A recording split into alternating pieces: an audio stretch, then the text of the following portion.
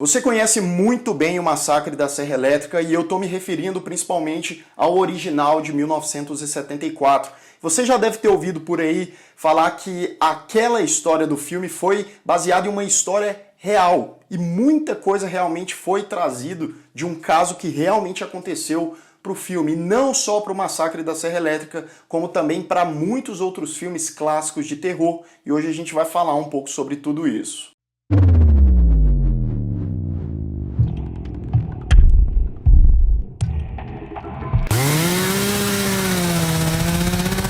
Sejam todos muito bem-vindos a mais um Refúgio Cult, meus amigos, para a gente falar de uma história bizarra que aconteceu há muito tempo atrás lá nos Estados Unidos, envolvendo um assassino em série, e a história desse cara, a forma com que ele fazia as coisas ali, inspirou vários filmes que são verdadeiras obras-primas do terror, e a gente vai falar sobre isso hoje. Antes de mais nada, se você ainda não me segue lá no Instagram, me siga lá, @LucasTHEMaia, para mais novidades sobre o Refúgio Cult, sobre cinema em geral, e eu tô postando bastante coisa, então dá uma olhada lá.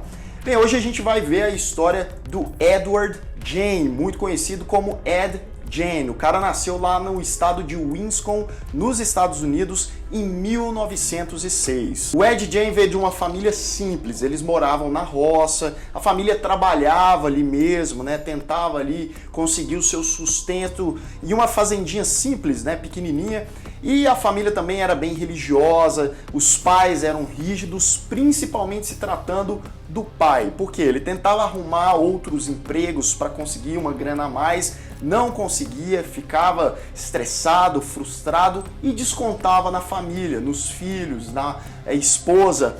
E ele também tinha problema com a marvada, né? Então, aí principalmente o menino Ed Jayne sofria muito na mão desse cara, porque primeiro que ele tinha costumes, ele tinha comportamentos não muito comuns, como por exemplo, ele ficava muito isolado, ele não era sociável, e de vez em quando ele ficava num canto sorrindo assim, sozinho, sabe, meio contraído, mas afinal de contas, quem nunca ficou sozinho, rindo assim num cantinho? Quem? Você nunca? Nunca? Não, só eu mesmo. Nunca mesmo? Então o Ed sofreu muito na mão do pai e acabou trazendo isso como uma espécie de trauma aí no decorrer dos anos. O Ed também não tinha amigos na escola ou em lugar nenhum. A própria família dele meio que deixava o menino isolado e ele começou a tomar isso como padrão.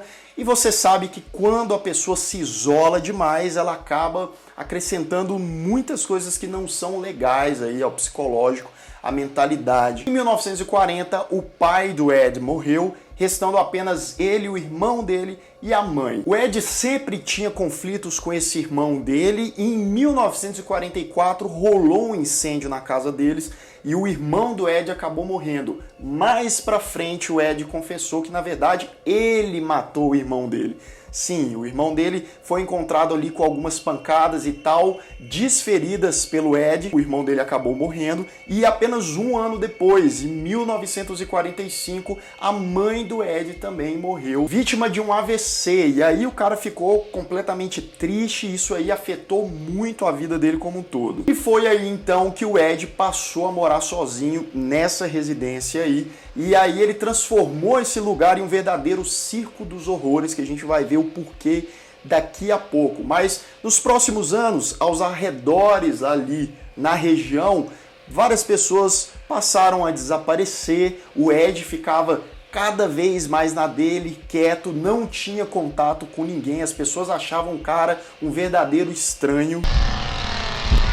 Foi aí vários anos adiante, em 1957, que uma mulher proprietária de uma loja de ferragens chamada Bernice Warden morreu, desapareceu, sumiu naquela região ali. As autoridades, a polícia ficou investigando e chegou até o Ed Jayne, que foi ali investigar a casa do cara, e aí eles se depararam com uma coisa absurda. Eles encontraram o corpo da mulher e de uma maneira bem, mas bem peculiar. E aí a gente tem o primeiro elemento utilizado pelo Massacre da Serra Elétrica de 1974 da história do Ed Jayne, que é o uso da serra elétrica, que na verdade é a motosserra, que eles até hoje insistem que era uma serra elétrica, mas não era, era uma motosserra. Só que aí tem as diferenças, né? O Ed Gein ele não usava como ferramenta, como arma para fazer as suas vítimas. Não, ele fazia diferente. Ele pendurou a mulher lá de um jeito de cabeça para baixo.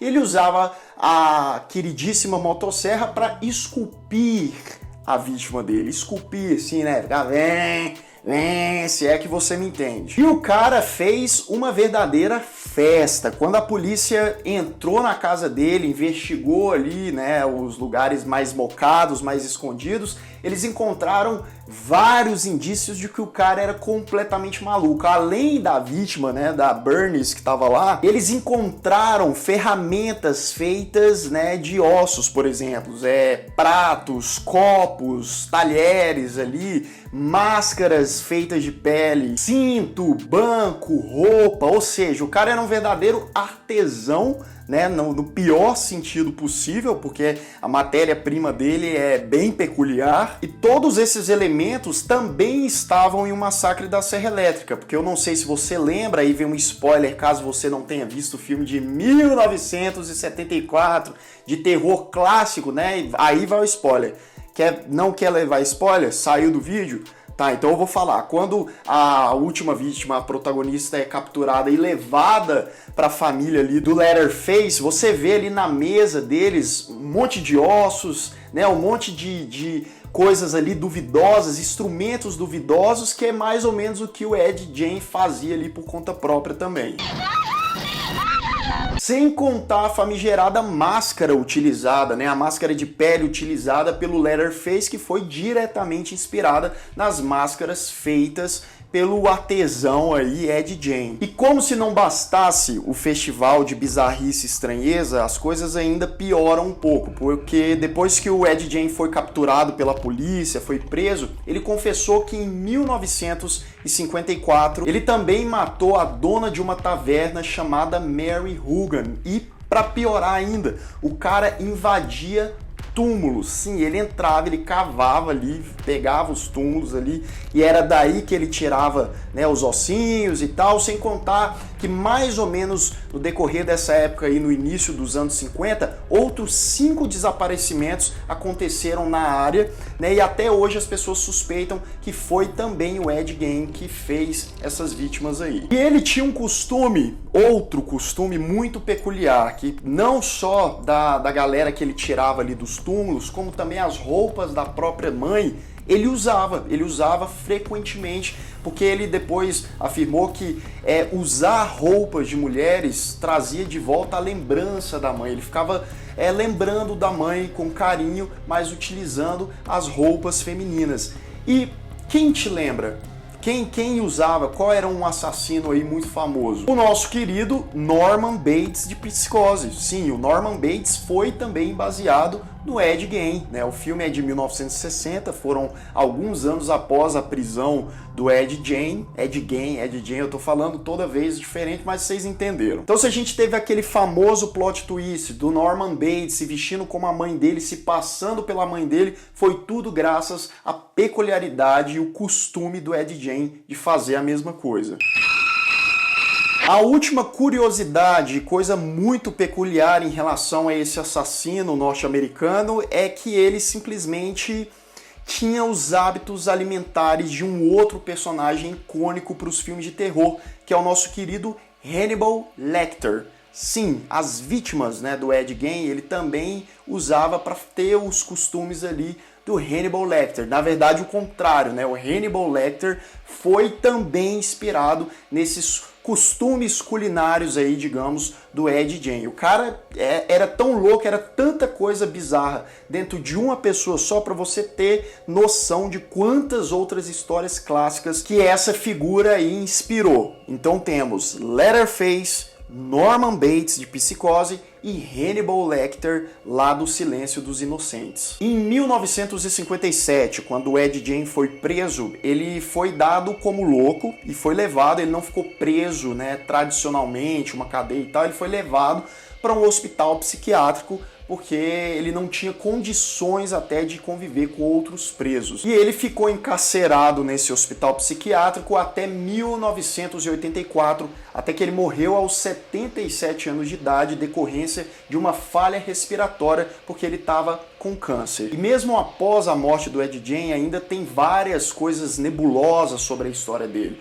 Primeiro, em relação a essas outras 5 pessoas que desapareceram naquela mesma época, e até hoje as pessoas não têm certeza se foi ele ou não o responsável por essas vítimas também, porque a casa dele era um verdadeiro museu de estranheza. Então, muito provavelmente, pelo menos ali uns 2 ou 3 dessas aí, pode ter sido esse cara também. A lápide do Ed Gein já foi vandalizada várias e várias vezes. Isso é um acontecimento também bem conhecido lá nos Estados Unidos. A casa em que ele morava com a família dele, que ele realizou depois quando estava sozinho, todas aquelas coisas, foi queimada. E é óbvio que eles não iam deixar de produzir um filme sobre a vida do Ed Gein, que foi lançado em 2000 e não diria pra você que é um bom filme, não é um filmaço. Se você tiver curiosidade de assistir, pegar ali umas outras informações e tal, é um filme bem ok, eu diria. Mas se você tá curioso, tenta dar uma chance para ele. Porém, contudo, todavia, você ainda pode assistir a esses grandes clássicos. Como eu já disse aqui, o Massacre da Serra Elétrica é um dos filmes mais assustadores de todos os tempos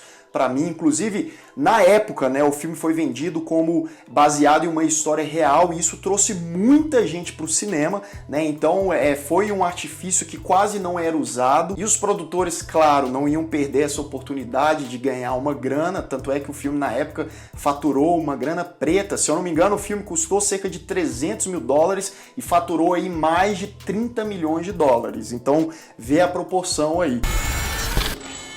Mas a verdade é que a história real do Ed Gein é tão bizarro até mais do que a própria história do Leatherface. E aí a realidade sendo ainda pior ou tão ruim quanto a ficção, né? Os filmes de terror. Então, você já conhecia essa história? Você gosta desses 3 filmes que eu citei aqui? Deixa aqui nos comentários e também indica aí outras histórias, outras curiosidades que possam ser trabalhadas aí num futuro vídeo. Espero que vocês tenham gostado desse aqui. Se você ainda não é inscrito aqui no Refúgio Cult, se inscreva aqui embaixo, clique no sininho para receber todas as notificações do canal e deixe o seu like que ajuda muito. Vou ficando por aqui, um grande abraço e até mais!